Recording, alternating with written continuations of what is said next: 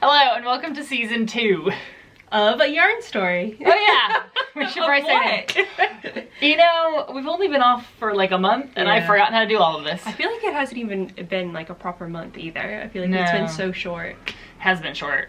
Like, how did we go back to school after 3 months summer holiday? No idea.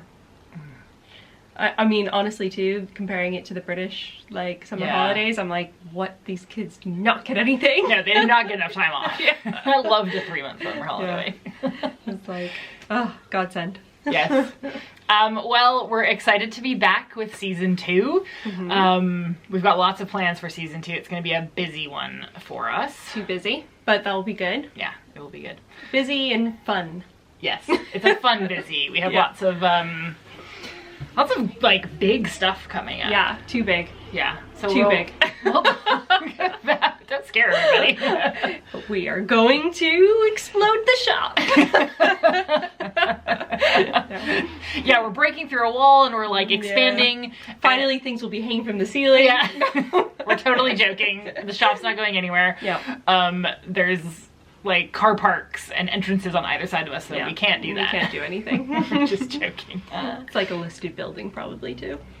Yeah, probably. I mean, if our landlord wants to, you know, not live on 3 floors of his apartment and give us an extra floor, we could go upward. That'd be great. Maybe we should ask him, be like, do you really need all that space to live in? Do you? Because I'd like to build a staircase and I have a little space for workshops. Yeah. More yarn. More yarn. Oh, I don't know where we're putting the new yarn, by the way. Oh, we'll talk about that in a minute. Yeah. Yeah, but we're excited to be back. It's been really fun also getting to catch up on like comments and stuff on YouTube, because I wasn't keeping up with that, to be honest, but I've had a chance to go back and read some stuff. Definitely. Which has been... like learn more about you guys and what you want to see and what you're interested in, what you like, what you I don't actually think too many of you put what you don't like, but you know. We appreciate the positive feedback and we will continue on that. You can also now find us on Spotify and Apple Podcasts, and Google has a podcast platform, and there's some other places. So audio only. Hello to you. Yeah. We're excited about that. I'm much more of an audio podcast listener, personally. Me too. So. I'm not a big YouTube watcher, but I do definitely, when I go out on my run, I put on a YouTube audio podcast. And it's also good for knitting. Although watching YouTube is actually good for knitting as well. It is also, I've gotten more into watching YouTube since we started this, but... Oh, look at that. Yeah, funny that. But I watch a weird breadth of podcasters. Or, like, well, I actually don't watch any other knitters because I like to see what the other industries are doing. Definitely. Just what, I don't know. What's out there? Yeah, what's out there? There's actually a guy, a fitness guy from, he's based in Eugene, Oregon. That I found that I really like. His name's Nick Simmons, and he does, like, he's just really positive, and he's always doing these, like, challenges with the public. Oh, that's cool. So he's kind of like that, who's that British guy? Oh, I don't know. No, you did some of his workouts before. Oh, Joe Wicks. Yes, yeah. Yes, but he's more, like, I think he does have an app that he sells. I don't know about that, but like his YouTube channel is, he's constantly like challenging other YouTubers or like fitness people against himself. And it's quite funny. Like he set up a sprint against like a sprinter, but he like set it up on a like a professional sprinter. Yeah, like a professional sprinter. But it's on like a zip line. So he's got like a cardboard cutout and he's got like the thing set up so it goes as fast as this guy. And then you have to race the zip line, basically. Oh, interesting. And you get like $100. Okay. He's always on college campuses, which cool. is obviously fun. Anyways, so I like him. I like his content. I think it's fun. Right. So, what should we do first today, Kayleigh? Well, we have our tradition, Noel start, that I think we should start again with. Okay, great. Which is our wine review. And guess what we did for season 2? We got ourselves some glasses. Some proper glasses. Some proper glasses. And by the way, as of filming this, we bought this about an hour ago. So that's how prepared we were for these. We have been talking about it for 2 days. We did. We've just been sending each other photos back and forth of like which glasses we want. We want to start with. we thought just upgrade this season. Yeah, upgrade this season. And these are really fun glasses too, actually. I've always wanted a little goblet style. Yeah. So these are from Graham & Green, which is actually on Walcot Street. Yeah. And we bought them. They aren't sponsored. Don't worry. We're not like that famous. We'd like to be though. So we will test them out for you in live format. I think they're cute because you could use them as dessert glasses as well. Yeah, definitely. They almost look like those like Sunday ones from like the parfait creameries. What was it? Friendlies? Oh, I didn't Did you have that one? No. We did have an ice cream parlor called Farrell's though. Oh. That was like a proper old school ice cream parlor. Well, that's fun. Yeah, we had lots of creameries in Rhode Island. We had Newport Creamery. Whoa! Sorry, there's a laptop right there in front of us where the bottle is. That is the first time that has ever happened to me. I seriously, like, that has never happened to me when giving a squash. Whatever this is. That's gonna be fun to watch back. Yeah. Reactions. Also, poor Peaches is here and she has just jumped too and like moved. I mean, at least it's just bubbly, so like it's not a stain or anything. Yeah, it's not red wine. Yeah. Okay. Well, this bottle is just as excited as we are for season 2. Was not expecting that. Like literally was just unscrewing it. But I bet it's because of the kind of wine it is. Alright, tell us about the kind of wine. So, on my holiday vacation at the end of July, Sam and I went to Dartmoor, and we went to a vineyard in Devon called Alder Vineyard, and they have 3 different wines on offer. One is a white, one is a rosé, and then this one is actually a limited release that was like an experiment of theirs. Ooh. So it's only they only have 300 bottles ever made. Oh. And like that will be it. This is special. Special. Special. And it's from their Madeleine, let's see, I wrote it down. Madeleine Angevine sparkling. It's made of Madeleine Angevine grapes, but they're picked earlier in the season because they were like, I think they were like ripe enough to make a sparkling, but they also weren't ripe enough to they were like, I don't know, they weren't the right process or something to make the white that they make from that grape. Okay. And so they decided to try to make a sparkling and see how it went, and it turned out way better than they expected, so that's why they put it into a limited release. Gotcha. That's cool.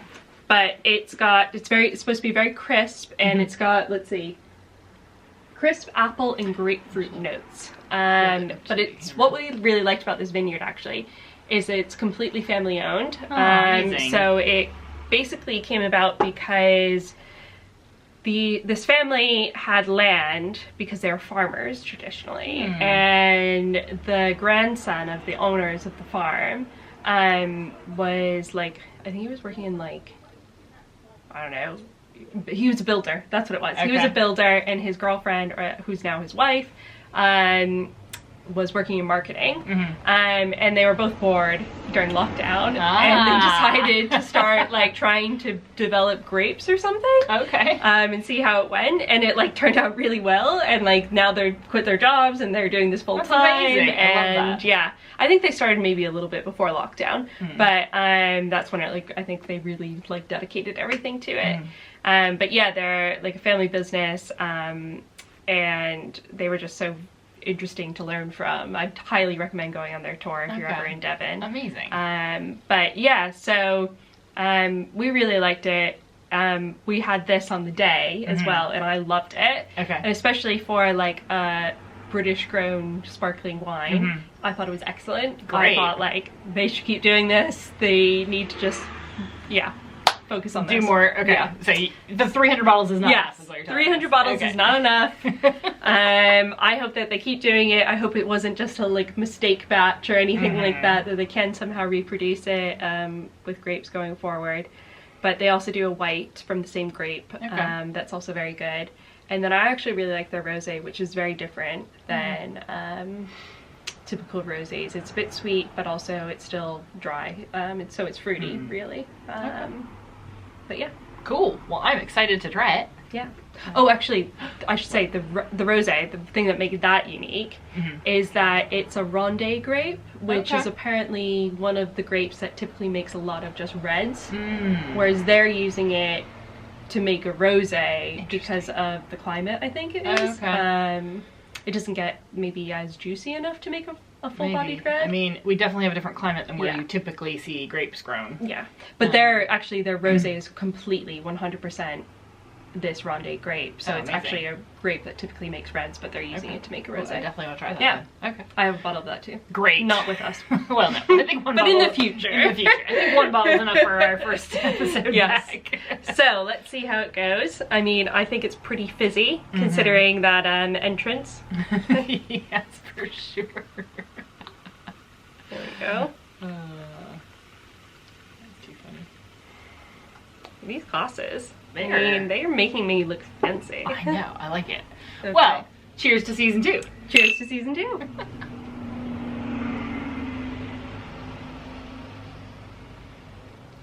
I mean, I think it tastes like champagne. It does taste like champagne. Yeah.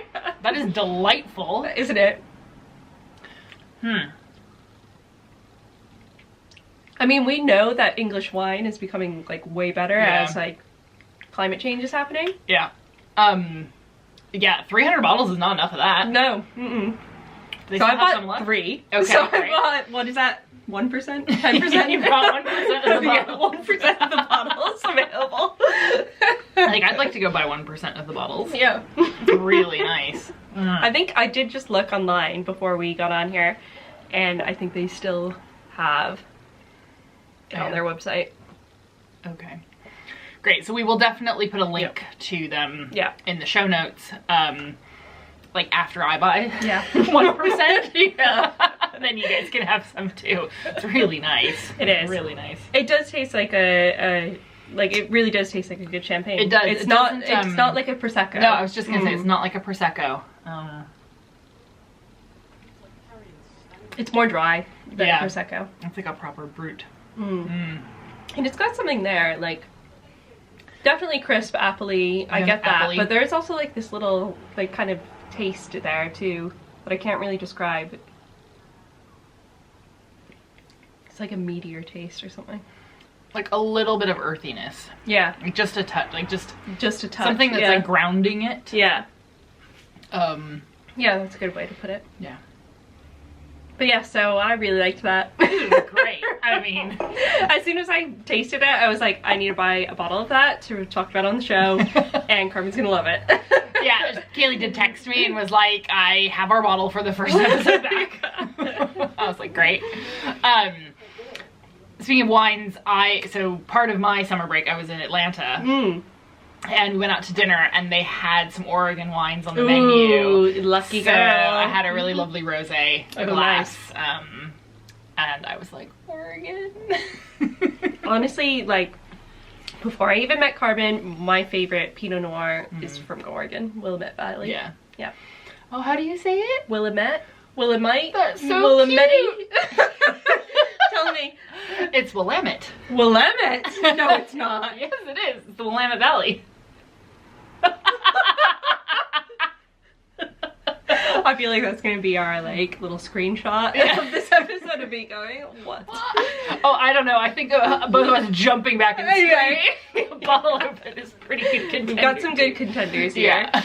Oh my goodness. How am I 32 years old and that's how I'm just learning how to pronounce that? It's like honestly too like one of my favorite wines.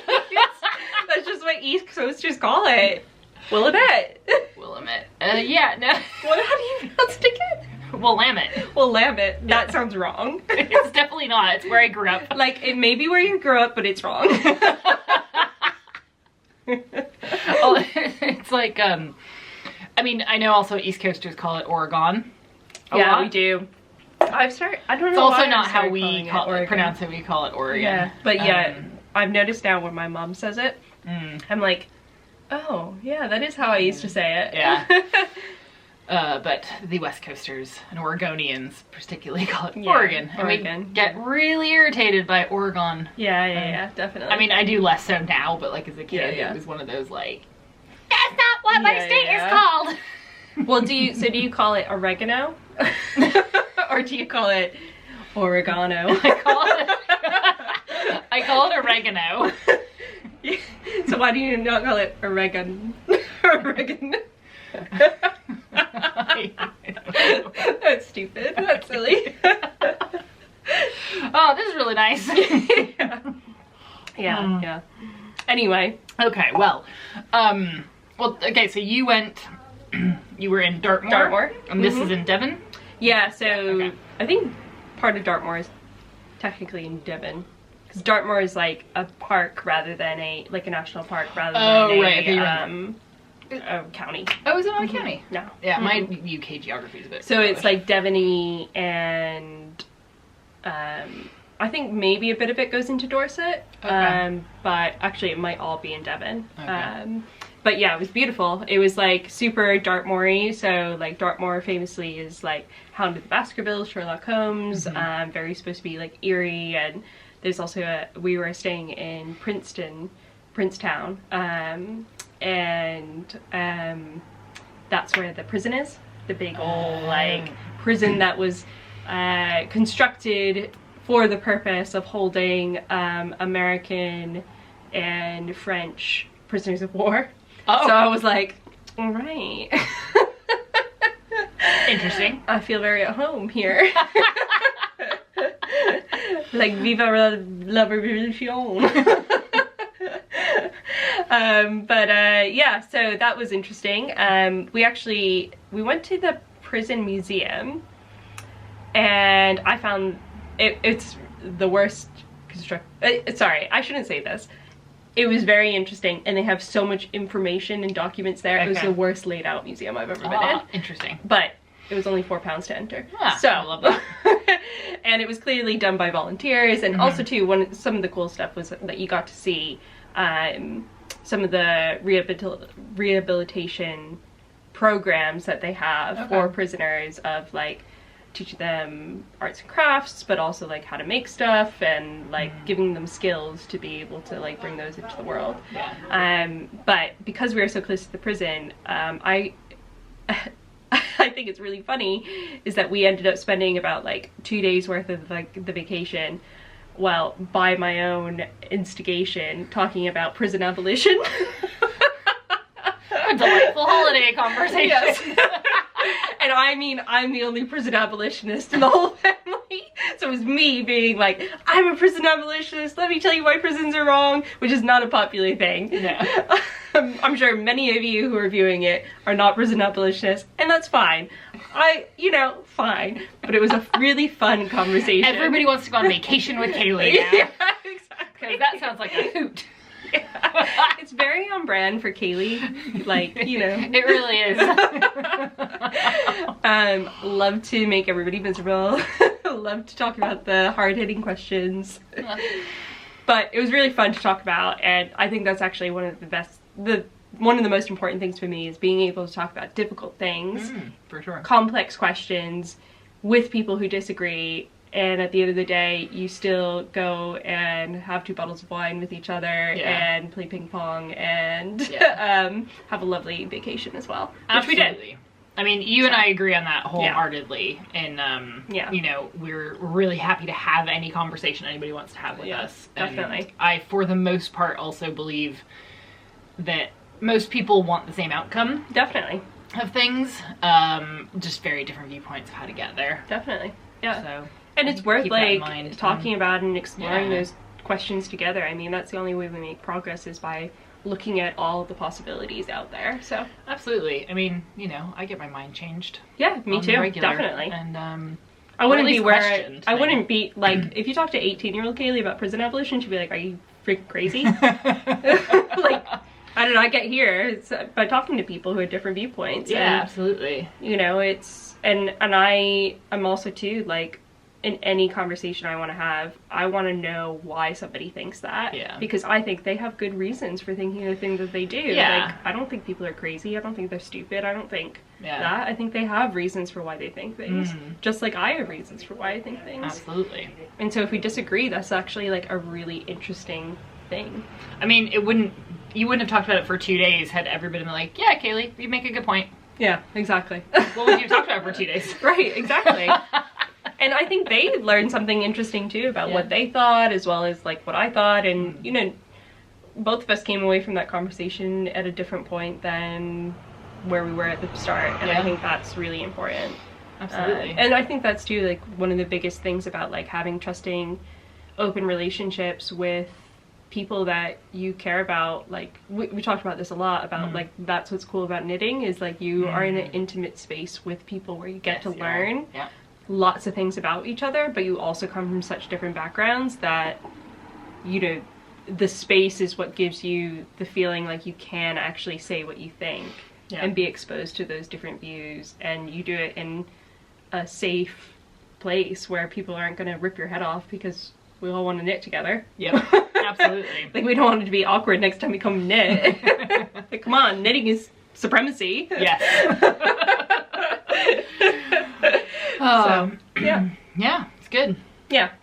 I feel like we just went on a huge tangent. We tend to do that around here. I think our quick, snappy, like, summer holiday episode's gonna get a bit long here. Did you do anything else on the break? I haven't actually seen you in 2 weeks. Really. I know, yeah. Well, so we went on loads of walks in Dartmoor. We did wild swimming in 3 different places, which was awesome. I am obsessed with it. I love how Brits call it wild swimming. I know. It's like I just call it swimming. Swimming in a body of water. Yeah.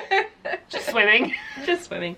To the Oregonian from the Willamette Valley. We just call it swimming. Yeah. Just swimming. Yeah, so, but it was lovely. We went swimming in the Dart River. We went swimming in Foggentor Quarry. And we also went swimming in another part of the Dart River. Okay. Cool. Separate part. But yeah, it was lovely. I think the swimming was top of my list.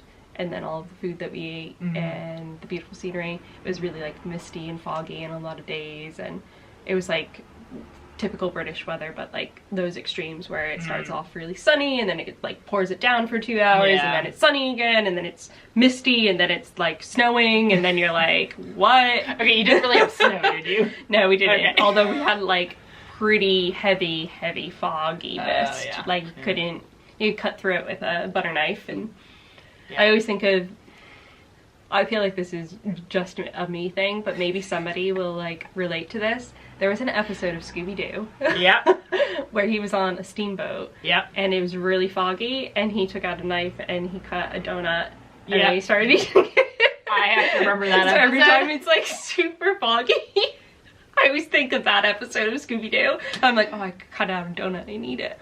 I love Scooby-Doo. It's great. I love that show. So what did you do on your summer holiday then? So I went to a music festival. Oh yeah? Called Boardmasters in Cornwall. That was 3 nights of camping, 4 days. Okay. There was also a surf competition, which I didn't make it to because that beach was like further from. Okay. Yeah. It was big. You did say, I think, like, when you came back, you were like, "Oh my gosh, it was much bigger than you expected in terms of size." Yes, of the place. Yes, my watch on my walks home from like the main stage to my tent at night, because I did that quite quickly. We're like, that was 1.5 kilometers. Oh my goodness! I was like, oh my. Okie dokie. Well, that is more than we walk from here to our homes. Yes, it is. Substantially quite so. A bit more. Yeah. But I do think you were probably quite prepared because you do a lot of walking in Bath.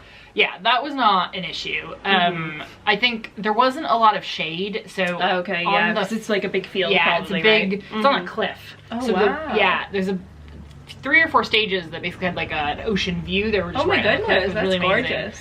But there wasn't a lot of shade, so like the Friday and Saturday they were quite sunny. I struggle in that much sun. Yeah. Because I'm very pale. Yep.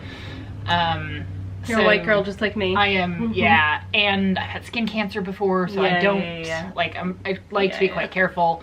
Yeah. So with like no shade, it was just a bit tricky. I mean, they did have 2 tents that were basically like nightclubs 24/7. Oh really? So you could go hide in that, but then you were listening to like nightclub music. Yeah. So if you just wanted to like chill. Yeah. Oh my god, nightclub music at 10 a.m.? I was expecting this to be like, I don't know, later in the day. Oh no. I know. I haven't been to a festival. Well, actually, I've been to American, like some music festivals in America, but they've always been in New York City. Like in Central Park? Yeah, Central Park. So you don't camp out for them. Yeah, you don't camp out for them. And this is the first music festival I camped out at since like 2009. Okay. Like I went to one in Leipzig, Germany with some friends. Ooh, that sounds fun. And that was the last time I camped at a festival. So this was fun and new and yeah, had a hilarious time. Saw some good bands. Liam Gallagher was the headliner.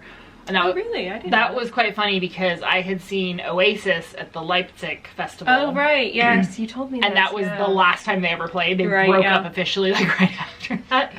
So I felt like that was like a little full circle moment. Yeah. And Florence and the Machine. Okay. She played. That's excellent. She headlined on Sunday night. That was really good. But actually, my favorite thing of the weekend was this like local band from Cornwall that is like basically a cover band. They do, you know, they'll do your party. They'll like you can hire them for your wedding. I should have looked up their name before this. But they were in what we were calling the old man tent. So this was a very young festival. Yeah. Like Boardmasters it's a very like, we finished our GCSEs, so it's a lot of like 16 to 18 year olds. So I was like grandma at this festival. So the old people were hanging out this one like tent that kind of they made look like a pub. And they had some great like cover bands in there. There was like an ABBA cover band as well. Oh my gosh! Yeah, I would have loved that. So there was this band they played on Sunday, and the energy and like they played cover versions of things, but like all with like a little twist. Yeah. You know, and you could tell that they just were having the best time. Like they were just really talented on their instruments, and it was one of those things too. Like they're clearly all good musicians and singers, and this isn't their full-time job, but they've like found a way to put their passion still into their lives and stuff. That's quite good to be a part of a festival like Boardmasters. Yeah. So they had lots of acts like that actually on the smaller stages, which was really fun. There were some good singer-songwriters in some of the smaller stages too. So, yeah, it was really good. That's really fun. So I did that, and then I went to Georgia, to Atlanta. Oh yeah. That Georgia. Atlanta, Georgia, USA. I was like, Georgia, wow. It's like going into crisis. Also, why did you tell me about that? Is that what you're thinking? Wow, okay. So that was really hot and humid. Yeah. It was... And there was a special event for your honor. Trump was getting arraigned, plus a bunch of other people that week. So that was interesting. Yeah, very busy in Georgia. Yeah, I mean, honestly, we saw none of that. Oh, like, did you not? No. Because I remember before you left, you were like, oh, is it going to be like really bad traffic? Am I going to be able to get my mother was concerned.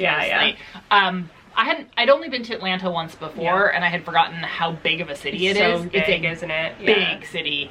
And we were staying on one side of the freeway, and the hotel conference that we were going to, like the hotel for the conference, was on the other side of the freeway. And I went with my friend Athena, and it's a 6 or 7 lane highway in each direction, so it's like 12 to 14 lanes of highway.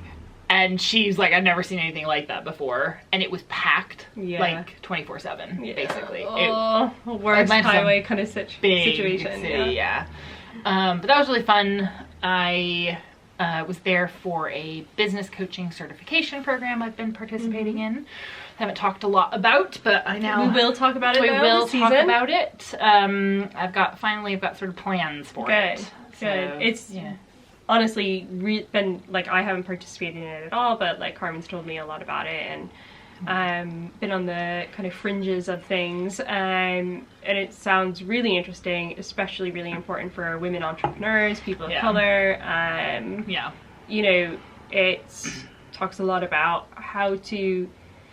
It's one of these interesting things that Carmen and I talk a lot about personally, but about how like you know, especially as people who are relatively left-leaning, of, you know, capitalism and how to have a business and be a part of the capitalist system, but also recognizing that capitalism isn't this huge evil, but also the fact that it's got problems. Yeah. It's got big problems, and also at the same time, capitalism, it doesn't take advantage, so to speak, but people like us don't necessarily make the most out of the resources we have because of those. Yeah, it's the system we have, and so it's about figuring out how to operate in that system in a way that you feel good about. Yeah.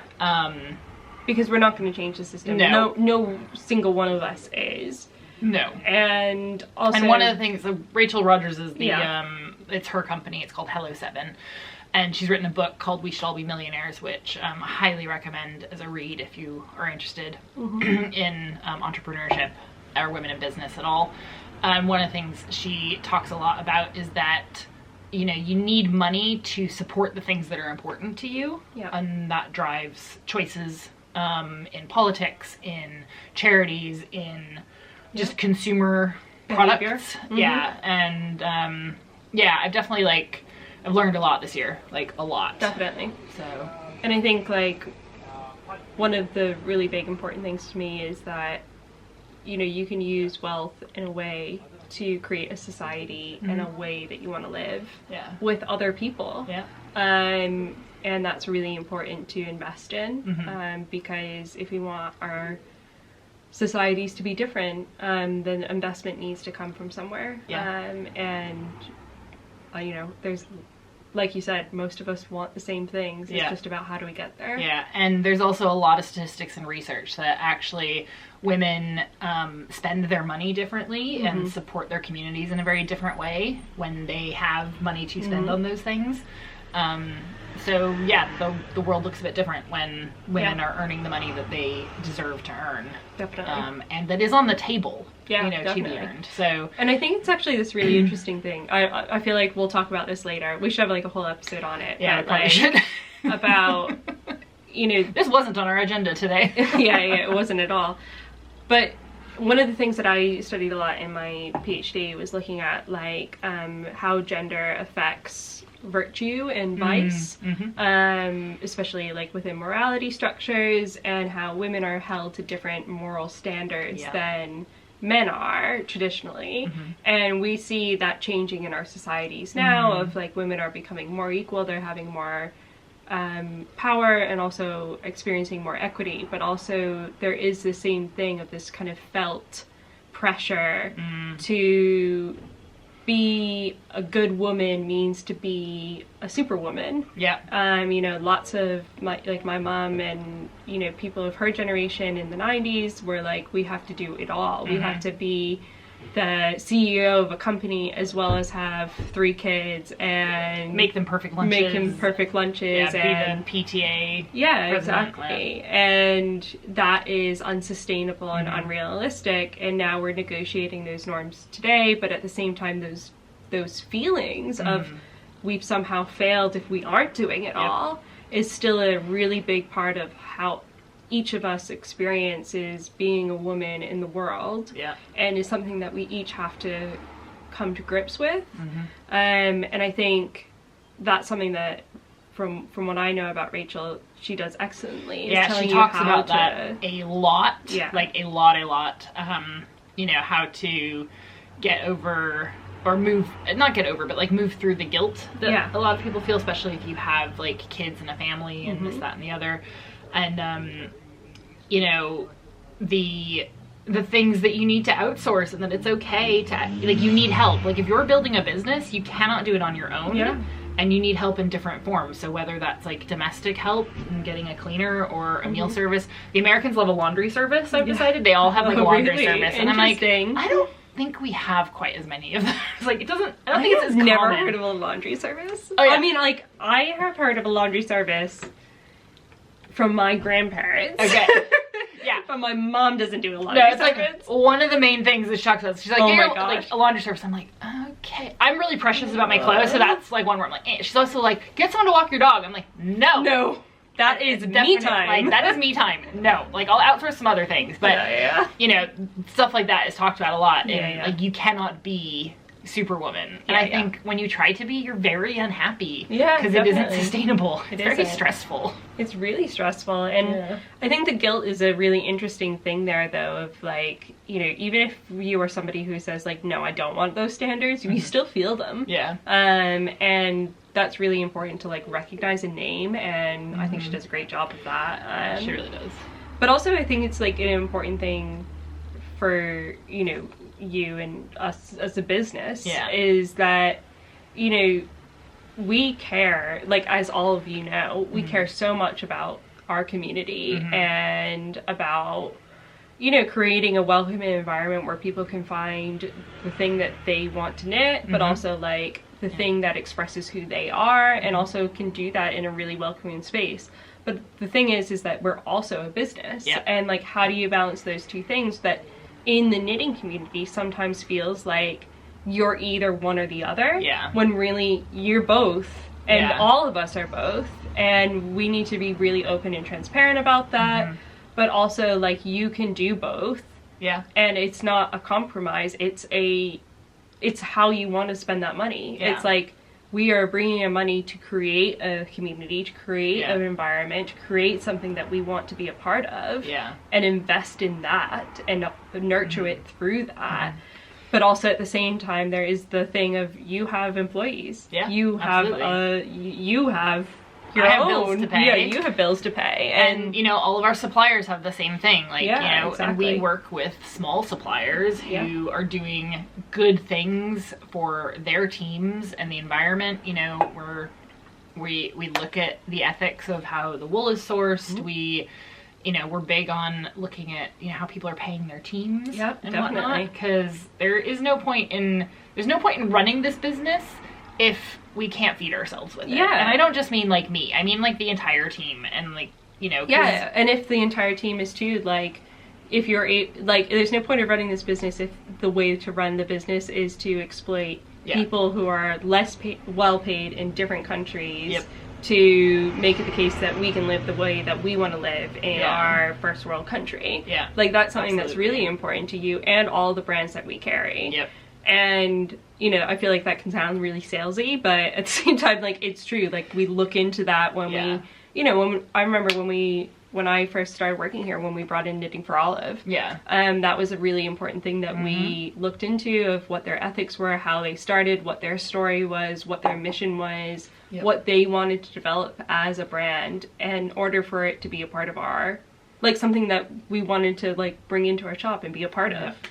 And we do that with all of the brands that we carry. You know, Carmen is one of the pickiest shoppers. If you go to a fair with her, she's like, yes, that looks good, but, and there's always a but. Now it makes me paranoid if I'm like walking around an event thinking like, Carmen's judging me. No. I am a picky shopper, but it's about, well, for the shop, it's about curating something that makes sense for our customers. And anytime I've brought something in that I thought would fill a gap, like, it hasn't done as well. Like, we have to love it to definitely have it do well, and things have to do well in order to, like, you know, again, pay the bills, like, grow, build the community, support all the things that we want to support. Education is a big part of what we want to do as well, is give people resources to be able to understand the knitting patterns, the wool that they're using, the textiles that they want to create. Fit is really important. You know, our last episode was all about fit. Yes, it was. People really liked that one. I love doing it. But all of those things go into creating the community that we want to be a part of, as well as reaching out to the different areas of the community to bring them together. Because, like we said earlier, like, bringing people together of different ideas, different backgrounds is really important to us. It is. And we don't even mean that in a, like, a marketing way. No, like, that makes me want to be sick. Like, oh, we're diversity, blah, blah, blah, blah, blah. But no, like, we mean it legitimately in terms genuinely of like, are interested. In ways we don't even know. Yes, absolutely. And that's something that over the years of like running a yarn story has become really apparent to me, and I want to be able to like share and bring to other female entrepreneurs. So that's why I've been doing this, and watch the space for what I do with it. And Kayleigh and I have a running joke about my superhero name. Yes, it came from my grandfather. Yeah. I had a very, my grandparents are like the loves of my life, but I had like a very, like another thing about my family is like, we love to get angry, we love to show our emotions, but we're also really rational. So we're always like, show the emotions, and then, oh my god, that was too much. And so me and my grandpa was in a heated debate about capitalism. And my grandfather, he's, how old is he now? He's 80. I am 31, so he's 82. Okay. And he's like, oh, people of your generation all hate capitalism. And I'm like, yes, we do, but there's reasons. And he's like, yes, I know there's reasons, because I'm also a leftist, but I'm also a venture capitalist. And he's like, and then at one point in the discussion, he was like, you know, Carmen's even a capitalist. I was like, yes, she is. She's capitalist Carmen. That's my official superhero title. Yeah. I'm capitalist Carmen. So she sometimes stands in front of the mirror, superhero stance. Capitalist Carmen. Yeah. It is a joke. It is. But we love it. Yeah, it does make us laugh. Yeah. Yeah. So, okay, I think that was our summer breaks. Yeah. So should we get to the yarn? Yeah, let's get to the yarn. I'm sure that's what most of you are here for, if you've stuck around to this point. I know, exactly. I feel like we do this every episode. We're like, oh, it's gonna be a quick, snappy episode. And then it's like, why did they just talk for like 45 minutes about some philosophical, theoretical thing? Is this really a knitting podcast? Yeah, exactly. Yes. So mostly, yes, we get to the knitting. It's because you and I haven't actually seen each other in a while either. So we have a lot to talk about. Yeah. Okay. So I'm just putting our notes in front of us. Yeah. So we do have a lot of yarn to talk about, but we're gonna keep that a little short and snappy. We had an amazing delivery. We did. Recently in the shop. And it's right here. It's right here. It's so pretty. So pretty. Yeah. Come and pet it. So we've talked about Spincycle Yarns Plump before. Mm-hmm. It's their new chunky yarn. And I feel like that's a me one. This is a you one. I showed you the headband I knit in it, because when we had one color, we now have like actual colors. Stock. We have actual stock. Oh, you go first. Yeah. So that's Afternoon Delight. Beautiful greens and yellows. Yeah. I really like that color too. I love that color. And then this is Valley Girl. This is very Carmen. I love this. Mm-hmm. So we have a proper range of shades now. So we thought we'd do a little bit more of a pattern roundup. Yeah, because I think sometimes like, so for instance, I don't knit in chunky, like ever. Yeah. Part of that is just because I have a hard time finding a chunky yarn that I actually really like. Yeah. I find that more of the kind of independent yarn companies do more like DK, they only really go up to worsted, really. Yeah. Mm-hmm. Whereas like if you're going chunky, you tend to end up using, I mean, there's some lovely, like Rowan has some lovely chunkies. Yeah. I actually love a lot of Rowans. But it's more commercial. It's more commercial. It's one of those things we have trouble stocking it in the shop, because definitely the hand dyed ones end up being very expensive for the yardage, which can be, you know, it's something you want to make a sweater in. Yeah, it makes it very expensive. I mean, Spincycle, like, is expensive. Yeah. Like, this is a hand-dyed, hand-spun. But back to our previous point, you know, they have 401ks for their team and pay them fairly. And so, but unlike Dream State and Dyed in the Wool, this is 100 grams. It is 100 grams. Not 50 grams. So that is one thing about it. The yardage on here. But it goes pretty far. I mean, it's 100 yards and 100 grams. Okay, yeah. Mm-hmm. And it is beautiful. But it is actually only 36 for 100 grams, which is actually quite good considering that 50 grams for dyed in the wool and Dream State are 32, 34. Yep.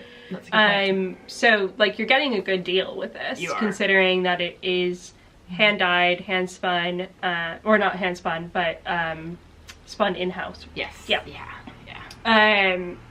And so yeah, you're getting this is a really good special skein of yarn. Special, and you know, I mean, Susan also showed off her t-shirt. Yep. When she was on. Yeah. And I think that took her 4. Yeah, and that was the you're gonna correct me, it's Liebling. Liebling. Liebling. It's Carmen.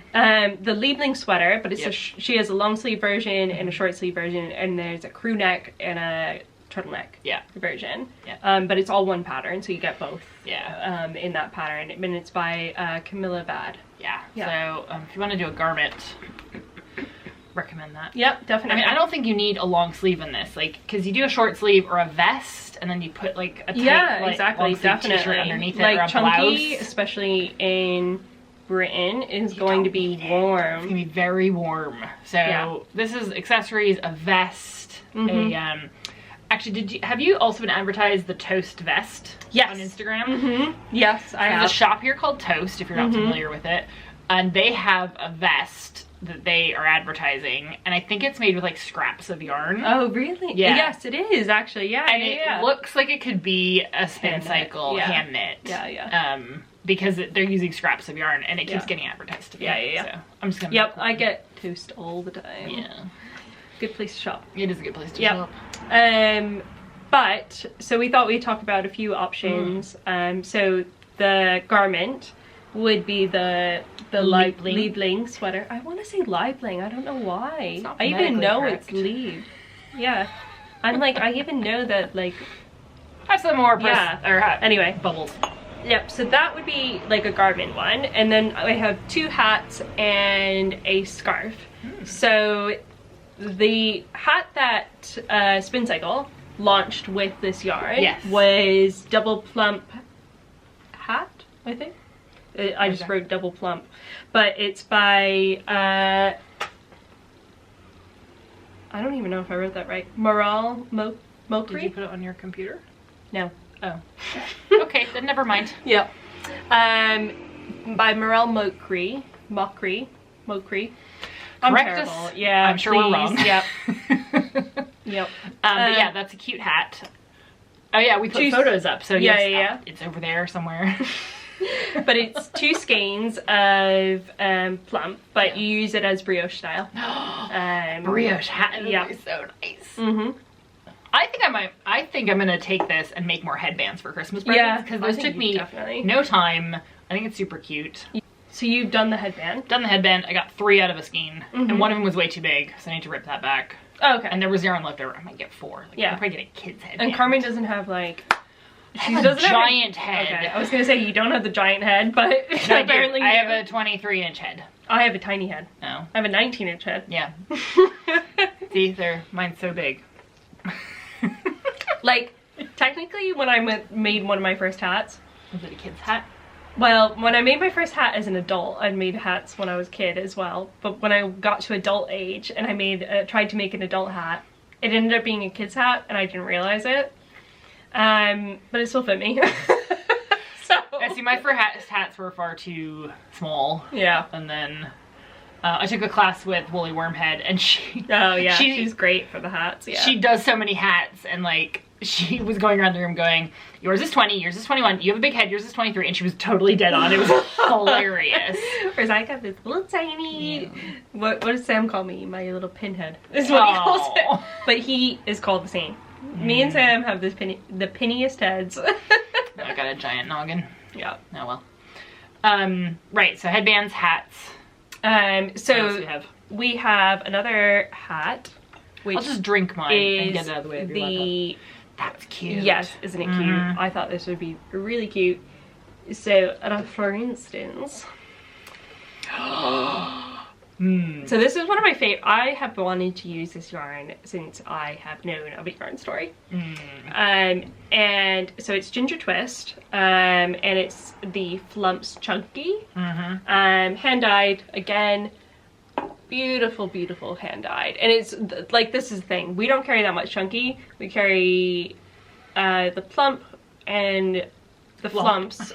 Plump and flump. Plump, flump, a plumpy, flumpy hat. They need to like collab. They do need to collab. But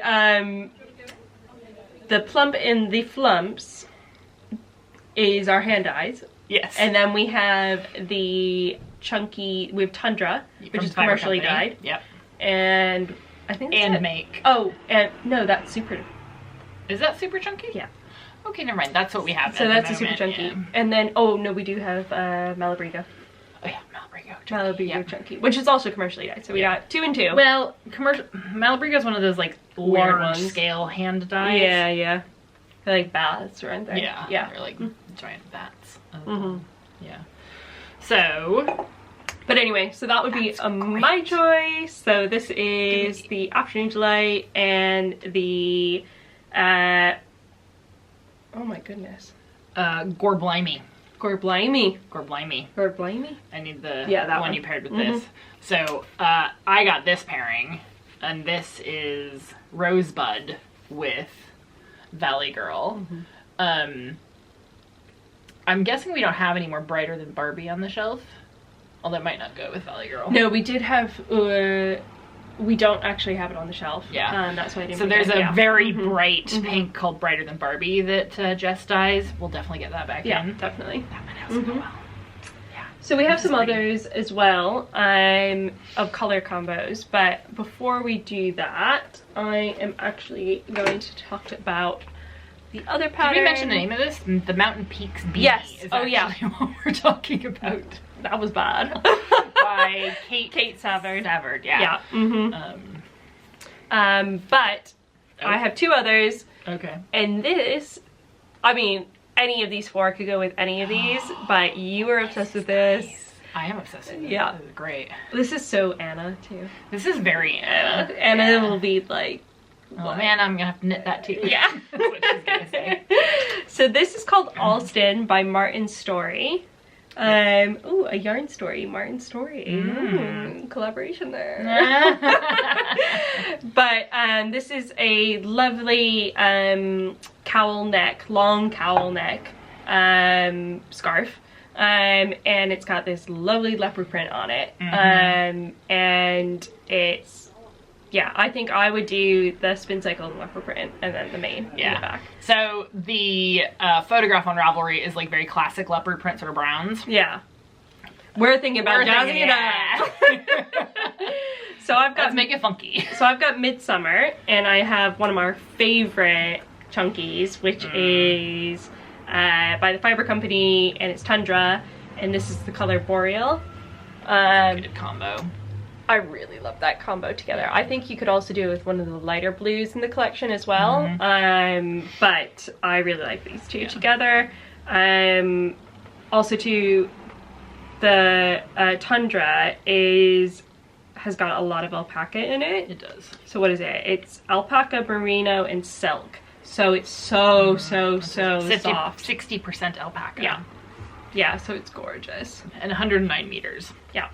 I've got Lingonberry and Verbe Volant, which would make a really rich color combo.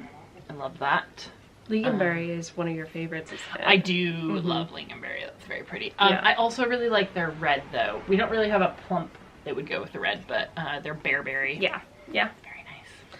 But yeah, I think that would be an excellent color combo as well, or an excellent way to use plump. Yeah. Yeah. So that's the thing, like, you might look at the one skein and be like, how can I use that? You may need 2 skeins for this Alston, but I mean, to be honest, I would be surprised if you did, because it's, I think you'll need 2 of the Tundra. Yes. This is Rowan. Yeah. So it's a Rowan pattern. I'm guessing this is knit in the round for double thickness. Definitely. So I think where you're using your yardage is that you're like, you're carrying the strands on the inside. It's very pretty though. It is. It's gorgeous. It's really pretty. There's also a chance you could make it. It's a really long cowl. If you look at the pattern, you might be able to, like, you could do it shorten in half and just do like a shorter. Yeah. Yeah, I think even just like a beanie. Yeah, beanie would be great. Could do some fingerless mitts, Yeah, wrist warmers, definitely. leg warmers. Yes. Yes. Do we have some leg warmers that we like? I mean, isn't Alex doing some? I don't know if we're allowed to talk about that. Oh! Well, we'll cut that out.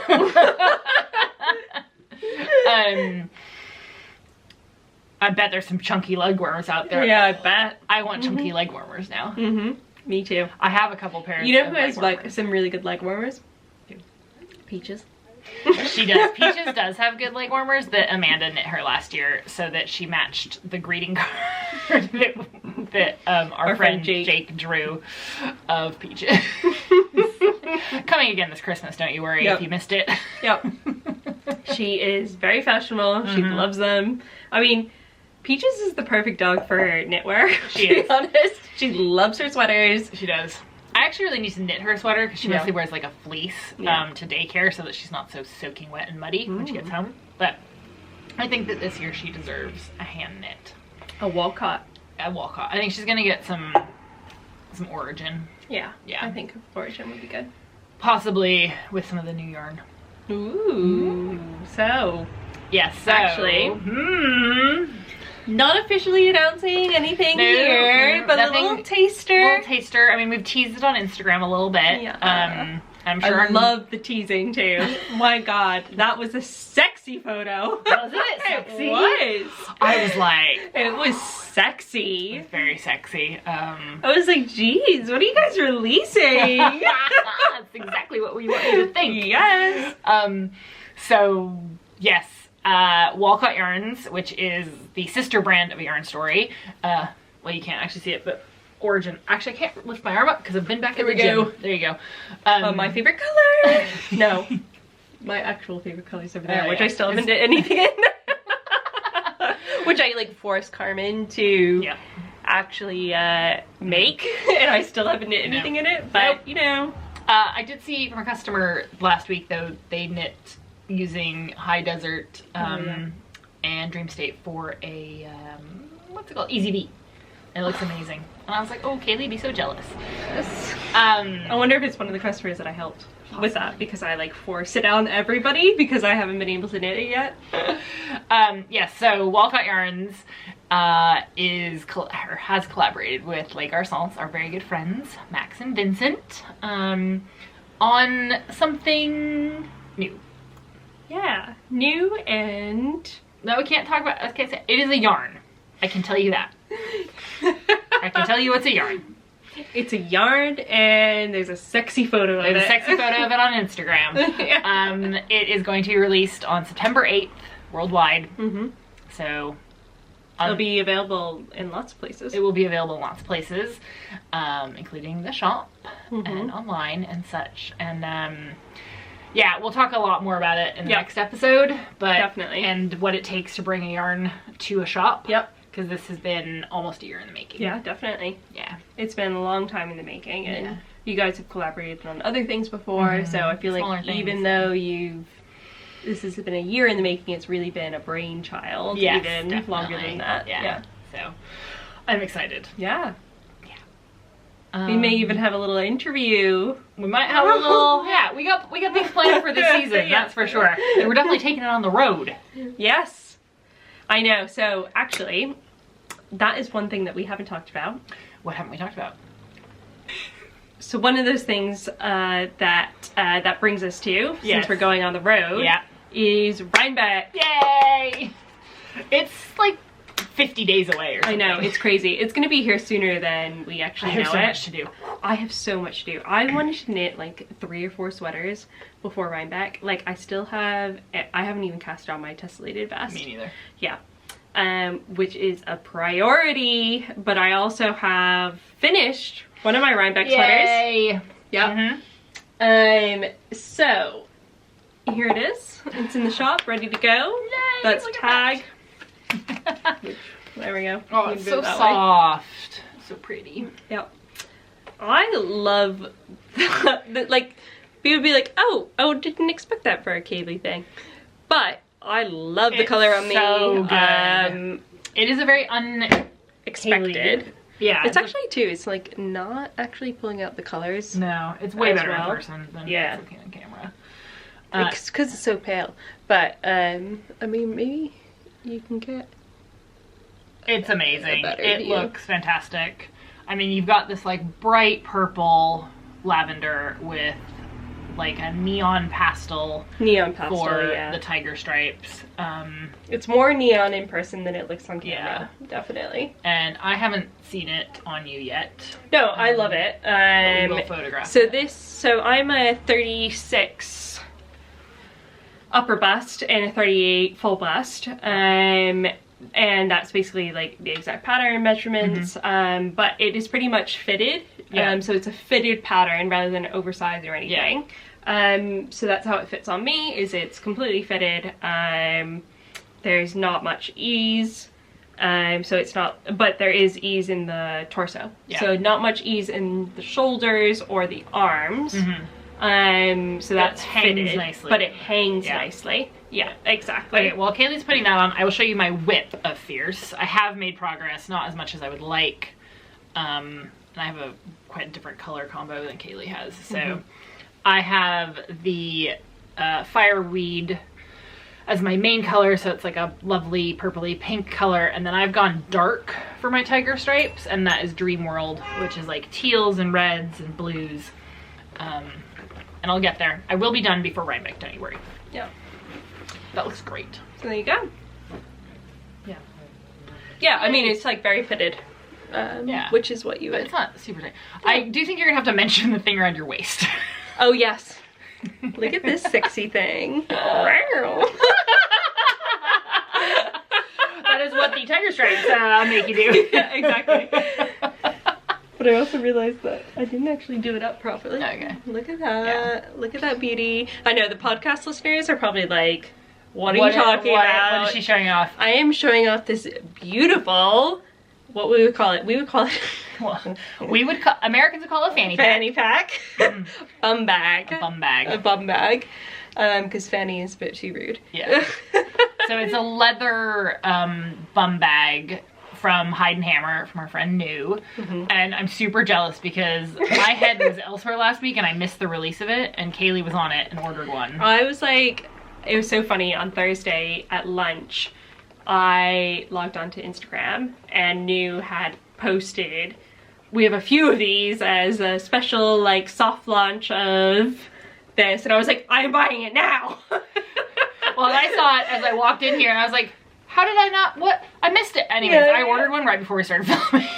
Because I was really jealous. She was like, did New send one of those to you? Like, how did I not know? And I was like, no, I bought it from New. Like, no special deals here. Bought it full price. Don't you worry, Carmen. I don't care. You can give you whatever she wants. I just was thinking, I want one too. So yeah. I ordered one. Yeah. Yep. But I am obsessed with it.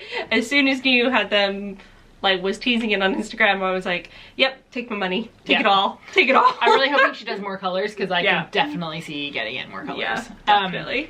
We also have something special coming in collaboration with Hide and Hammer that I haven't even told you about yet. Oh. So watch this space. Sexy. Sorry, I am on a sexy vibe right now.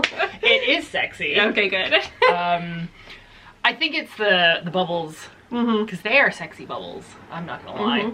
This is really nice. Yes. Let's go back to the bubbles for a second. I mean, the bubbles really, like, Alder Vineyard need to keep producing this, because, like, this really does, like, we had that champagne, actually, on our last episode. Yeah, we did. And actually, I don't think this is too dissimilar. Nope. It's a little bit more fruity. Yeah. Right? How much was this a bottle? That's a good question. It was not much, because I got 3 bottles, and it was like 80 pounds. Okay, so like, not astronomical. No, not astronomical at all. I mean, it's 300 bottles. Yeah, limited edition. I think it was like maybe 30 pounds a bottle. Okay. Yeah, and no, because that wouldn't be right math-wise. It was between 20 and 25 and 30. Hang on, we had the website up, so. Yep. 29. So $29.99. Yeah. Yeah, $29.99. Yeah. The single bottle's out of stock, Kayleigh. No! Oh my goodness! I bought it all. So, if any of you want it, give me your biggest bid. Kayleigh's gonna auction it off. And now we're calling you Capitalist Kayleigh. Capitalist Kayleigh. Capitalist Carmen, Capitalist Kayleigh. How do we end up with these K names? Okay, I think we should probably call it a day there. Otherwise, I'm gonna be... Yeah. Because we have like swerved and we've bobbed and swerved and whatever. Yeah, today. we have. I We didn't even get through all the things that we thought we were going to talk about. But it's been long, so Yeah. we'll just put them in next week's or next time's. But next week's is going to be super exciting. Oh my god, so exciting! Too exciting. Yeah. Well, Like, see, this season we have a plan. We do have a plan. Mostly. We didn't stick to today's, but you know. Who knows what's going to happen next Yeah. season. Well, thank you so much for joining us. It's really good to be back. And yeah, as usual, subscribe, like, comment, and Share with your friends. Share with your friends. Share with people who don't even like yarn, because apparently we don't even talk about yarn that much. Yeah. Oh, we're a really good yarn podcast here. Yeah, we are. We're doing well. All right. Thank you so much, everyone. We'll see you next time. Bye. Cheers.